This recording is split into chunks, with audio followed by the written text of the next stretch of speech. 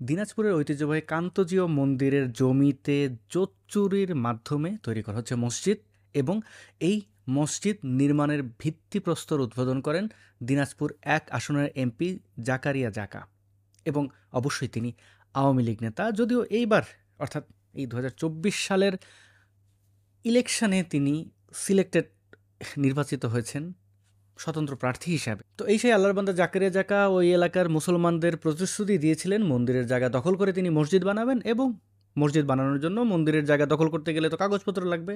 সুতরাং কাগজপত্র নকল করে সে মসজিদের ভিত্তিপ্রস্তর স্থাপন করেছে এবং রাতের আঁধারে হলেও সে মসজিদের কাজ চালিয়ে যাচ্ছে। কথা হচ্ছে যে মসজিদ নির্মাণের জন্য যদি জমি চুরি করা হয়, কাগজপত্র জালিয়াতি করে স্থান দখল করা হয়, তাহলে সেই মসজিদ বৈধ কিনা এই প্রশ্নের উত্তরে যদি আপনি না বলেন, অর্থাৎ চুরি বাটপারি ছিনতাই করার জমিতে মসজিদ হবে না, তাহলে ভারতবর্ষের কোনো মসজিদই হবে না।